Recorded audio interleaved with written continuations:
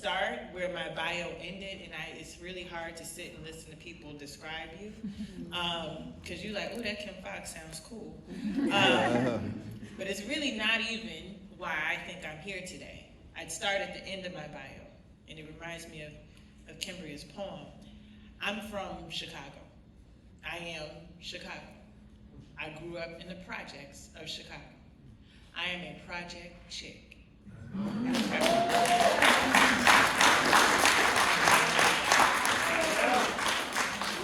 dill pickles with peppermint sticks.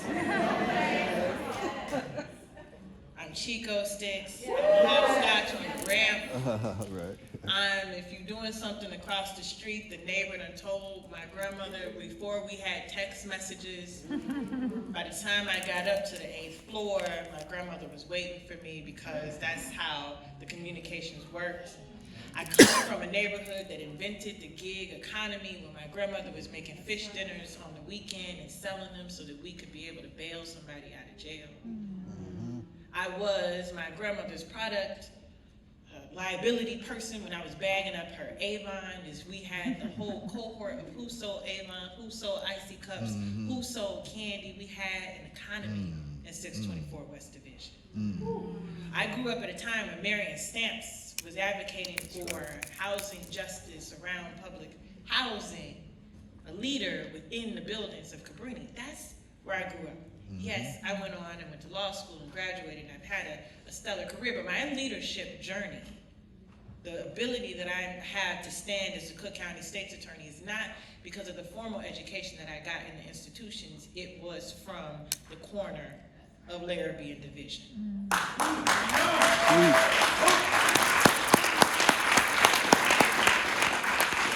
So let me tell you that I lead with that. The reason Cabrini is on my bio, the reason I talk about it in every single speech that I go to, is because that is what informs everything that I do. Authentic leadership requires you to entrench yourself in where you come and the things that you have seen, and be unapologetic about who you are and to whom you serve. So when I hear about assets-based work, there are so many assets in the neighborhood that I grew up in. The way that we talk about those communities as though they are deprived. The reality is, if the first black woman elected to Cook County State's Attorney came from 624 West Division, I can guarantee you that the cure for cancer and diabetes was also in those buildings too. The first black woman elected to this role comes from the projects. How much talent are we leaving behind when we have the audacity to believe that those neighborhoods are deprived and not rich with assets? That's where you allies come in. That's where you come in. As the full representation of what your communities have instilled in you, married with this opportunity to learn to implement your leadership that's already there. It's already there. So what are my leadership advice? I don't know if you know this. People in this town either love or hate me. I tend to only come places where y'all ain't gonna throw stuff at me. And what I realized is part of the reason that there is so much animosity towards me is because I am very different than anybody who has held this role before. And not simply because I'm the first black woman who's done this, or the first black person elected to this position, that for over 100 years there were white men who held this role. It's not just that. It is because I came into this role fully embracing where I came from and saying that I recognize that my mere presence is disruptive.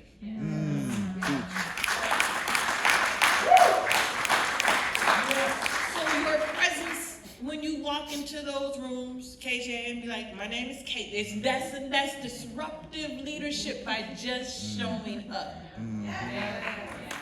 Show up with your chest out and your head held high. That is leadership value number one. You are a disruptor for being in places where they told you you were not welcome. And it makes them even angrier when you are in places where you were not welcome and you shine without apology. Your mere presence is the disruption, and so you must own the power of your presence in space.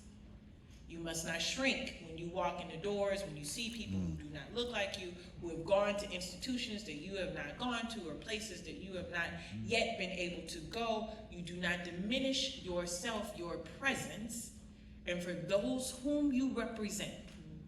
Is the first thing of leadership that you must recognize. That you are there not for yourself, not simply for your community, but for those who have paved ways before you, long before you got here, your presence. And then once you get there, the second thing about authentic leadership is give voice to it. Give voice. Part of the places where they get so frustrated by the things that I do is because I have said, without apology, I am centering Black and brown and poor communities in my policy making. Without apology. Because when I think about the policies that we have, when we talk about bond reform, and I'm really proud of the fact that Illinois is the first state in the nation that has abolished cash bail.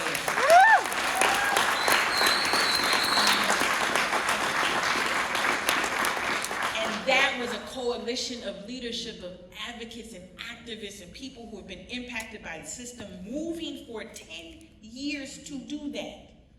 And the work that we did coming into this space was rooted in remembering the Friday night fish fries trying to raise money to get people out of jail for amounts that they couldn't afford, but they weren't a danger. So my personal experience of eating some really good fish and spaghetti, but having to pay that $5 is rooted in my position on bond reform. Tap into that. The reason that I pushed for marijuana legalization wasn't because I want you all to go out and get high. You was doing that anyway. You were doing it anyway. You know how I know you were doing it anyway? Because I was raised in a house where that's what people were doing. My mother smoked marijuana almost on a daily basis. Who, as a 17-year-old who had her first baby, 18 years old when she had me, had a diagnosis of bipolar disorder that was undiagnosed for years because her green card didn't cover mental health care. So she self-medicated with weed. Teach. And so for me, it is incredibly important that when we talk about the war on drugs and legalization of drugs, I knew most people in my community who smoked marijuana. And I also knew when I went to college and was around a lot of people who weren't from my community, they smoked marijuana too. And yet when I looked at our jails and saw who was being arrested and prosecuted for smoking or selling marijuana, it was all the people who looked like me. And so without apology, I rooted and centered that we were going to legalize marijuana because Blacks were 7 times more likely to be arrested and prosecuted for marijuana than whites. And what also bothered me was that there were rich people now in other places making money selling weed while people had gotten records for it in the past. And so we were the first state that not only did we legalize marijuana, I wrote the provision in the bill that said, for amounts that are now legal, we will go back and vacate the convictions.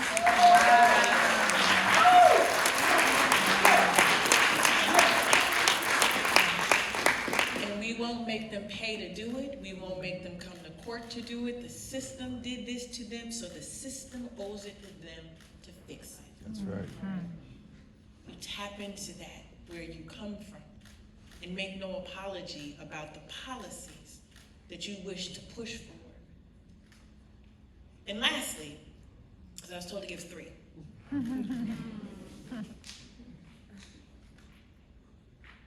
When trouble comes, and it shall, you must remember your why.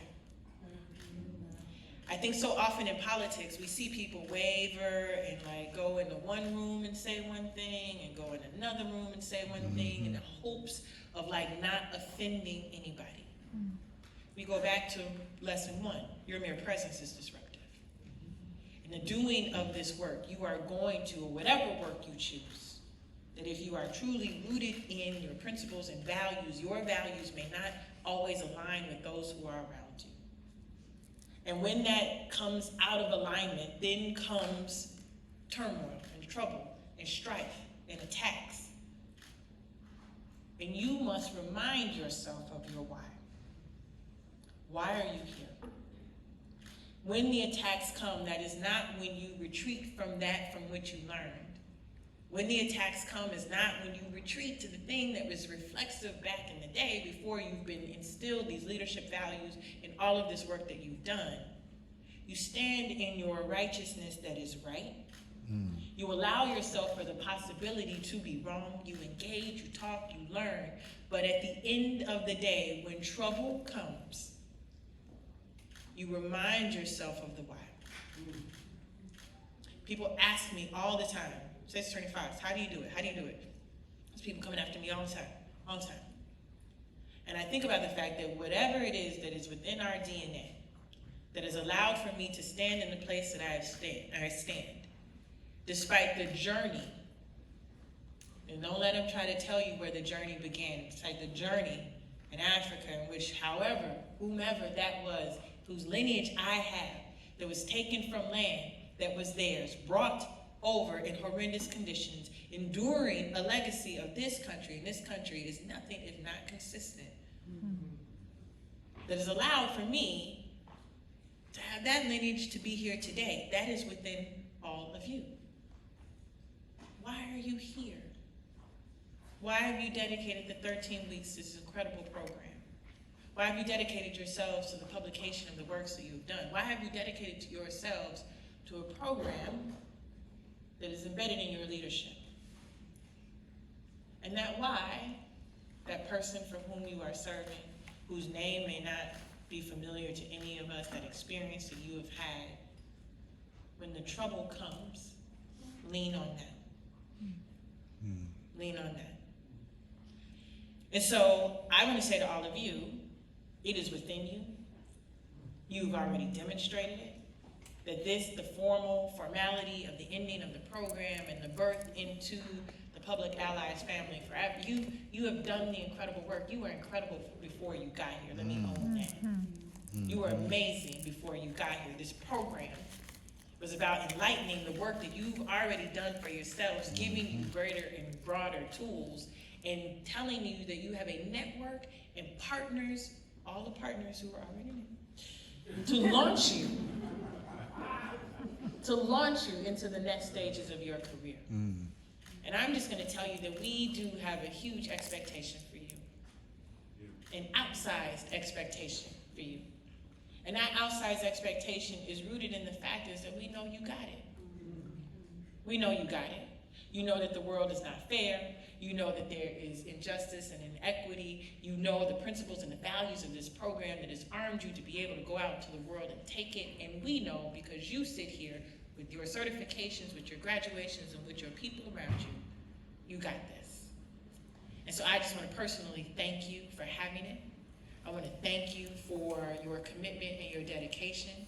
And I want to congratulate you on your next journey of leadership and tell you that we can't wait to see what you do next. Congratulations.